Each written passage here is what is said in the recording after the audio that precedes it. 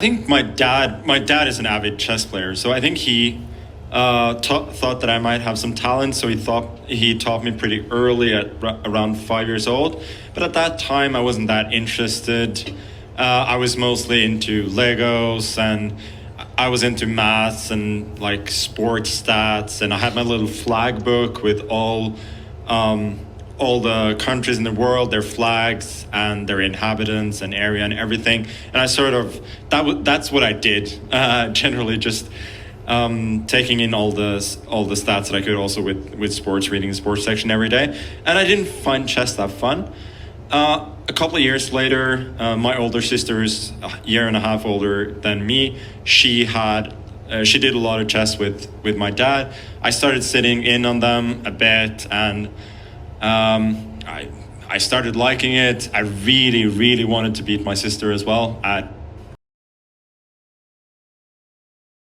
laser focused, and I'm just calm and not thinking about anything other than just in the moment. Just in the moment, yeah. Just the work is already done. You already know the game, so now it's just reacting and moving and calculating. Yeah, I mean, I had a game in last Classical World Championship I played in 2021 where the first 5 games were drawn. Honestly, like I could have probably been down at that point as well. 6th game was a super, super long game, almost 8 hours. And I think for the last hour and a half, 2 hours, I was pretty short on time. But I remember, like, I was just so focused and so calm.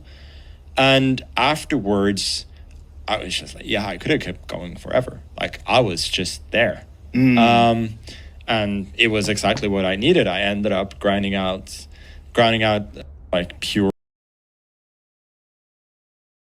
this opening, like, where did you learn this? And he said, well, you taught me the very same opening, but with the black pieces. So I thought I was going to play it as white, like with one tempo more, right? Because you're moving first. I was like,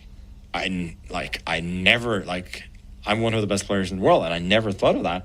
So I actually took up that line, and I used it. I used it with success against some of the best players in the world. Wow. So I don't know if that variation has a name. Like, I've seen some other players play it afterwards as well, but I just call it the Henry Carlsen variation. That's really like one big meal before that was just generally like a big omelet with some kind of salad, and but you eat pretty clean before a big. Yeah, I usually do. Sometimes, like after games, like I will eat something, like even some desserts and so on. But before the games, I try and keep it fairly clean. And I actually learned that when I was little. Like sometimes, like my parents, they were generally quite strict about sweets and so on. But sometimes I would eat sweets during tournament. Then my blood sugar would drop like crazy, and I would start making mistakes. And so that's something that I learned quite quickly that I shouldn't do. Do you ever mess around with vitamins or nootropics or anything like that? Things, nutrients that help memory? No, I think point where you feel burnout, where you want to just take days off, a week off, and not think about chess, not touch a chessboard, or is it just constantly playing in the background no matter what you do? But I really love it. So why take time off? Yeah, why take?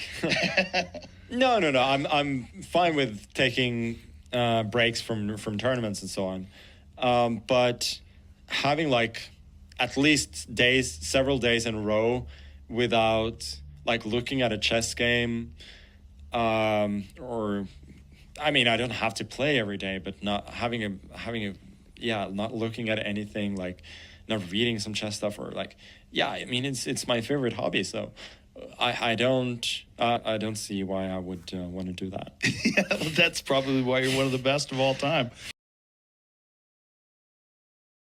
The most people you've ever played blindfolded? I think I've played 12, but the world record is something like 50. It's that's crazy. 12. You've played 12 people blindfolded. Yeah.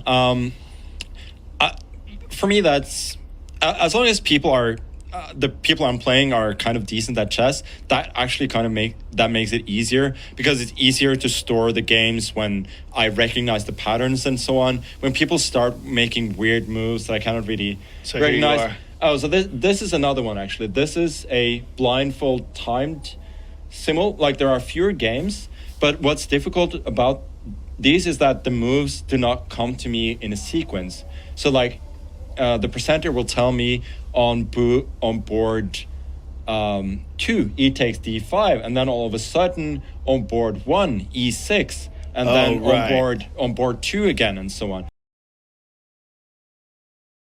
And like, I think it has no connection to reality, but it just became a thing of its own. So unfortunately, this young man, we'll explain the anal beads thing, but this young man is a very talented player, but does have a history of some shenanigans, correct? And even admitted that he did a little bit of cheating in order to move his rating higher so he could play better players. Yeah, I mean, he's not admitted to nearly the extent of his cheating, but if you sort of take what chess.com say, then yeah, he cheated a bunch online in a certain period of time, partly in tournaments, but mostly in casual games, as he just said himself to sort of get himself up, believe that. And there's this guy who's like a 1600 rated player, and he's 3 years old, and like I'm seeing the games, like they're actually decent. And yeah, now there's this one kid from Argentina, like they call him the Messi of chess, who's going to become a grandmaster soon. I think he's only 10, so they're really playing early these days. But it's good to see though, because like information is so easily accessible these days. Like, it takes a lot shorter time to get good at something. Well, it seems like now chess, because of social media, it's like everything else. It's kind of exploding because there's so many fascinating videos out. And then, of course, there was like the big controversy with that young man who you believe is a big old cheater. That guy. I need to know the anal beads thing. Is that a few months ago?